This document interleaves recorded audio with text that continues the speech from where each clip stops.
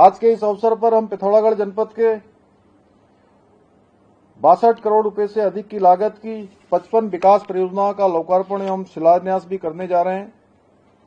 इसके अंतर्गत स्वास्थ्य, शिक्षा, पेयजल एवं पर्यटन से जुड़ी विभिन्न विकासपरक योजनाओं का लोकार्पण एवं शिलान्यास करने के साथ ही हम भगवान मोष्टमान्य मंदिर के सौंदर्यीकरण के कार्यों का शिलान्यास भी कर रहे हैं। मुझे पूरा विश्वास है ये सभी योजनाएं न केवल पिथौरागढ़ क्षेत्र के सभी नागरिकों की मूलभूत आवश्यकताओं को पूरा करने में सहायक सिद्ध होंगी, बल्कि हमारी सांस्कृतिक धरोहर और धार्मिक परंपराओं के संरक्षण एवं संवर्धन में भी अहम योगदान देंगी। भाइयों बहनों, मोष्टमान्य देवता वर्षा का देवता माना जाता है।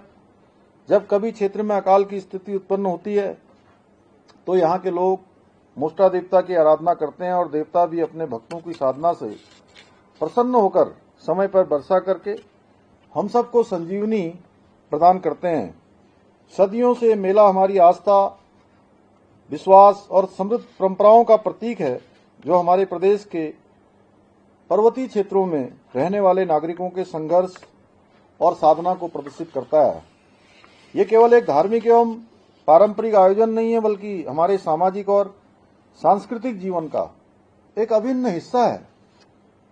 ये न केवल हमारे पूर्वजों की महान परंपराओं का हमें स्मरण कराता है, बल्कि कृषि, पशुपालन से जुड़े हमारे ग्रामीण जीवन की विशिष्टताओं को भी दर्शाता है।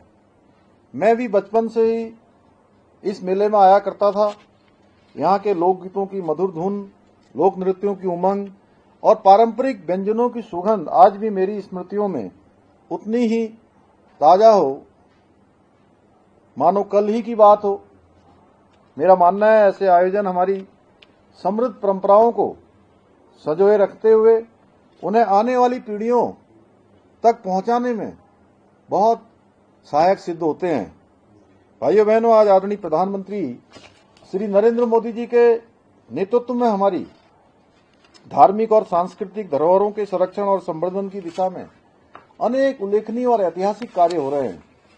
चाहे अयोध्या में 500 वर्षों के बाद भगवान राम का भव्य और दिव्य मंदिर का निर्माण हो, काशी विश्वनाथ में कॉरिडोर का बनना हो, महाकाल लोक के निर्माण का हो, या बद्रीनाथ धाम, केदारनाथ धाम के नवनिर्माण पुनर्निर्माण का हो, या हमारे भगवान महादेव के पवित्र स्थल आदि कैलाश की यात्रा का प्रारंभ होना हो। आज हमारी धार्मिक विरासतों को दिव्यता और भव्यता के साथ पुनर्स्थापित कर देश में सांस्कृतिक पुनर्जागरण की नई दिशा प्रभावित की जा रही है। आदरणीय प्रधानमंत्री जी के मार्गदर्शन में हमारी सरकार भी उत्तराखंड के समग्र विकास के साथ साथ धार्मिक स्थलों के पुनर्निर्माण और निर्माण के लिए भी और हमारी पहचान को सुरक्षित रखने के लिए दृढ़ संकल्पित होकर कार्य कर रही है। हम केदारखंड की भांति मानसखंड के स्थित कुमाऊं के पौराणिक मंदिरों के भी पुनरुत्थान एवं सौंदर्यीकरण हेतु संकल्पित होकर काम कर रहे हैं। हमारी सरकार इस पवित्र स्थल के सौंदर्यीकरण हेतु लगभग 1 करोड़ रुपए की लागत से विभिन्न कार्य करवाए जा रहे हैं। साथ ही जहां एक और यहाँ कैफेटेरिया एवं व्यू पॉइंट का निर्माण कराया है, वहीं चंडिका मंदिर मार्ग पर कियोस्क और पशुपतिनाथ मंदिर में योगदान का निर्माण कार्य भी कराया गया है। यही नहीं, हम 6 करोड़ से अधिक की लागत से गंगोली हाट में हाट कालिका मंदिर के सौंदर्यीकरण का कार्य भी करवा रहे हैं। वहीं 43 करोड़ रुपए की लागत से बजेटी शनि मंदिर, हनुमान मंदिर तथा लक्ष्मी नारायण मंदिर के समीप आधुनिक पार्किंग स्थलों का निर्माण भी किया जा रहा है। हम पारंपरिक और पौराणिक मेलों के मूल स्वरूप को यथावत रखने के लिए प्रतिवर्ष आर्थिक सहायता भी प्रदान कर रहे हैं।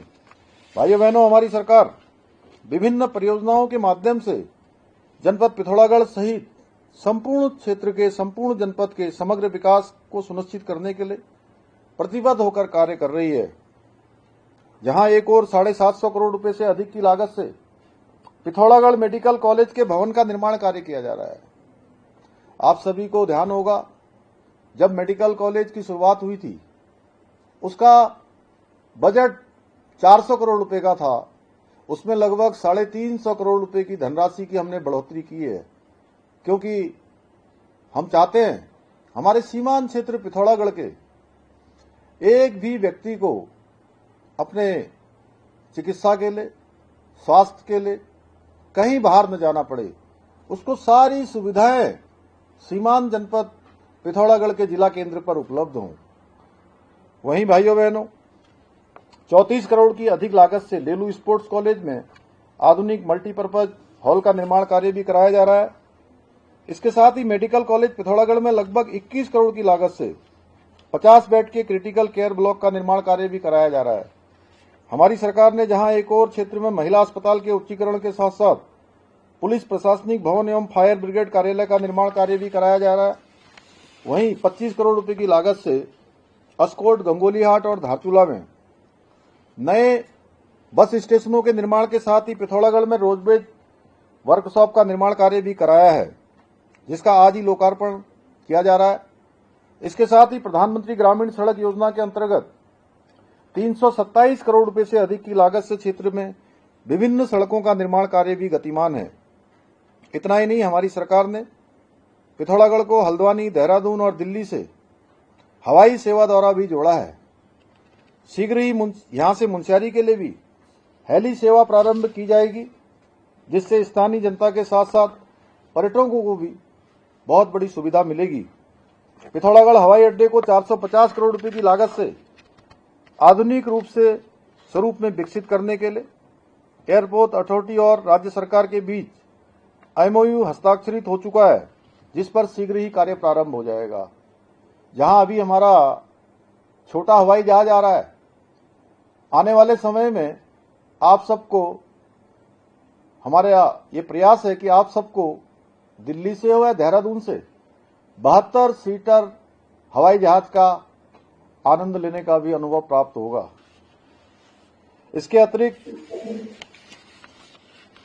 टनकपुर से बागेश्वर तक रेल लाइन का बरसों पुराना सपना भी अब साकार होने की ओर अग्रसर है। 48,000 करोड़ रुपए से अधिक की लागत वाली इस महत्वाकांक्षी परियोजना की डीपीआर तैयार हो चुकी है। जल्द ही इस रेल योजना पर भी कार्य प्रारंभ हो जाएगा। भाइयों बहनों, हम पहाड़ से हो रहे पलायन को रोकने के लिए, स्थानीय अर्थव्यवस्था को और पर्यटन को बढ़ावा देने के लिए अनेक महत्वपूर्ण योजनाओं पर कार्य कर रहे हैं। एक जनपद दो उत्पाद योजना के माध्यम से हमने स्थानीय आजीविका के अवसरों को बढ़ावा दिया है, जबकि हाउस ऑफ हिमालयात ब्रांड ने हमारे स्थानीय उत्पादों को व्यापक पहचान दिलाने का काम किया है। इसके अलावा हम state millet mission, farm machinery bank, apple mission, नई पर्यटन नीति, नई फिल्म नीति, home stay, wed in Uttarakhand जैसी योजनाओं के माध्यम से अपनी स्थानीय अर्थव्यवस्था को मजबूती प्रदान करने का कार्य कर रहे हैं। इन योजनाओं से न राज्य में केवल रोजगार के अवसर बढ़ रहे हैं, बल्कि पर्यटन और कृषि के क्षेत्र के संभावनाओं के अनेक द्वार खुल रहे हैं। इतना ही नहीं, हमने राज्य के हित में कई ऐतिहासिक निर्णय भी लिए हैं, जिन्हें पूर्व की सरकारों ने अपने राजनीतिक स्वार्थों के चलते ठंडे बस्ते में डाल दिया था।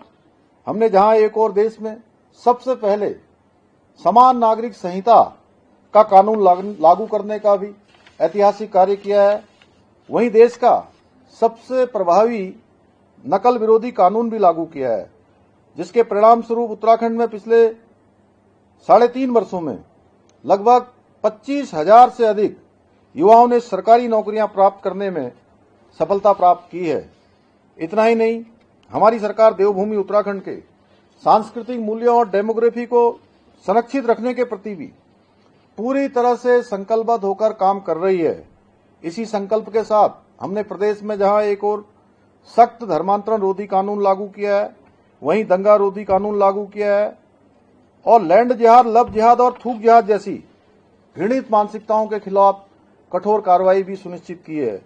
हमने प्रदेश में लैंड जिहाद पर कड़ी कार्रवाई करते हुए 7,500 एकड़ से अधिक सरकारी भूमि को लैंड जिहादियों से मुक्त कराया है।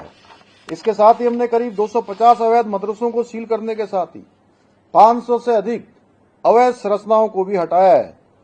इतना ही नहीं, अभी हाल ही में हमारी सरकार ने राज्य में नया कानून लागू कर मदरसा बोर्ड को भी समाप्त करने का निर्णय लिया है।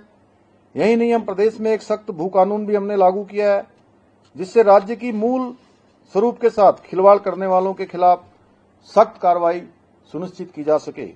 इसके अतिरिक्त हमारी सरकार द्वारा राज्य में सनातन संस्कृति को बदनाम करने वाले पाखंडियों के विरुद्ध भी ऑपरेशन कॉलनेमी के माध्यम से सख्त कार्रवाई की जा रही है, जिसके अंतर्गत कई बांग्लादेशी घुसपैठियों को भी पकड़ा गया है। भाइयों बहनों, आदरणीय प्रधानमंत्री श्री नरेंद्र मोदी जी ने पिछले दिनों समस्त देशवासियों से आह्वान किया है। आज के इस अवसर पर मैं आदरणीय प्रधानमंत्री जी का संदेश हमारे जन जन तक पहुंचे, घर घर तक पहुंचे, एक एक व्यक्ति तक पहुंचे, इसके लिए आप सबसे आज मेरे पिथौरागढ़ जनपद के सभी भाइयों बहनों से, माताओं बहनों से यह आह्वान करना चाहता हूं कि सभी भारतवासी स्वदेशी उत्पादों का अधिक से अधिक उपयोग करें, जिससे आत्मनिर्भर भारत का संकल्प और मजबूत हो सके और सशक्त हो सके।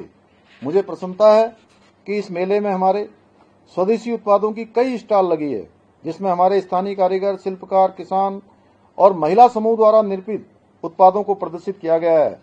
आज के अवसर पर मैं आप सभी से आग्रह करना चाहता हूं कि आप सभी आदरणीय प्रधानमंत्री जी के स्वदेशी अपनाओ, देश को मजबूत बनाओ के मंत्र को आत्मसात करते हुए अधिक से अधिक स्वदेशी उत्पादों का उपयोग करें। हमारे देश में एक पेन की निब से लेकर अंतरिक्ष यान तक सब कुछ स्वदेशी रूप से बनाने की क्षमता है।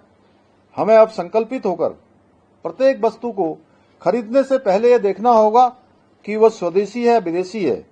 यदि हम स्वदेशी वस्तुओं को प्राथमिकता देंगे तो हमारा ये कदम न केवल हमारे कारीगरों को, किसानों और उद्यमियों को सशक्त बनाएगा, बल्कि आत्मनिर्भर भारत के संकल्प को भी मजबूती प्रदान करेगा।